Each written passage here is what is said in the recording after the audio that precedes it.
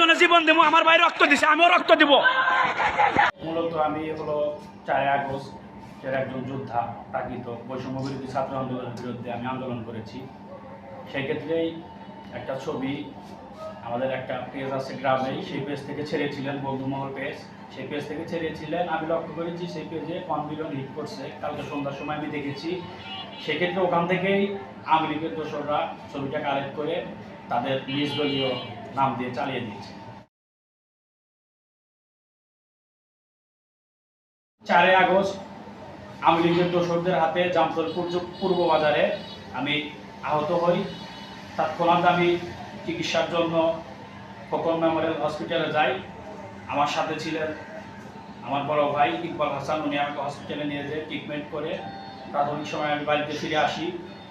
তো সেই সময় এই ভিডিওটা করেছিলেন হয়তোবা কোনো এক সাংবাদিক ভাই, সেই ক্ষেত্রে আসলে ভিডিওটা আপনার ছিলেন। তো অনেকদিন পরে ভিডিওটা আমার এক বড় ভাই সাগর সরকার এবং বন্ধুমহল পেজ থেকে ছাড়া হয়েছে। সেই ক্ষেত্রে ভিডিওটাই বিভিন্ন সোশ্যাল মিডিয়ার মাধ্যমে দেশের ভিতরে ছড়িয়ে আছে, সেক্ষেত্রে তারা ভিডিওটা ওখান থেকে নিয়েছে। তারা আওয়ামী লীগের দোসররা নিয়ে তাদের নাম বলে চালিয়ে দিচ্ছে। বিভিন্ন সোশ্যাল মিডিয়ায় বর্তমান যে ছবিটা ভাইরাল হয়েছে গোপালগঞ্জের বিষয় নিয়ে, আসলে ছবিটা আমার, কিন্তু ব্যক্তিটা আমি না। তারা বলেছেন নিহত, আসলে আমি কোনো জীবিত আছি আলহামদুলিল্লাহ। আমি চাই অবশ্যই আমার যারা নেতাকর্মী আছেন, আমার যারা বড় ভাইরা আছেন, যেমন আমাদের বৈষম্য বিরোধী ছাত্র আন্দোলন সিরাজগঞ্জ জেলায় যারা আছেন, মাহবুবুর আলম সাকিব মামা, নাহিদ ভাই আছেন এবং মমিত ভাই আছেন, হজরত আলী ওসমান ভাই আছেন, সাগর ভাই আছেন এবং আমার চৌদ্দীয় বড় ভাই হুজাইফা সম্রাট যিনি আছেন কেন্দ্রীয় পর্যায়ে, ভাইয়ের কাছে এবং সবার কাছে আমার দাবি এটার বিরুদ্ধে তীব্র নিন্দা জানায় যে একজন জীবিত মানুষকে তারা মৃত ঘোষণা করে দিয়েছে। এই যে গোপালগঞ্জের বিষয়টা নিয়ে আমার সাথে যে ঘটনাটা ঘটছে, এটাতে আমি তীব্র নিন্দা ও প্রতিবাদ জানাই এবং বিভিন্ন আওয়ামী লীগের ফেসবুক পেজ থেকে যেগুলাই করেছেন সেগুলো যাতে তারা তুলে নেয়।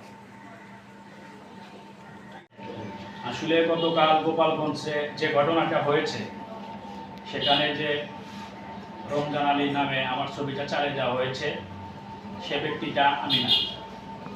ছবিটা আমারই দিয়ে হয়েছে, কিন্তু রমজান আলী আমি না। আমি এখনো জীবিত আছি আলহামদুলিল্লাহ। এবং যে সমস্ত সোশ্যাল মিডিয়া ও নিউজ করেছেন, যে সমস্ত পত্রিকা, তাদেরকে বিশেষভাবে অনুরোধ করছি সত্যটা জেনে নিউজ করার জন্য। ঠিক, এই যে কালকে গোপালগঞ্জের যে বিষয়টা, ওখানে আমার ছেলের ছবি ব্যবহার করা হয়েছে। ইনশাল্লাহ আমার ছেলে আমার সাথেই আছে, ইনশাল্লাহ বেঁচে আছে।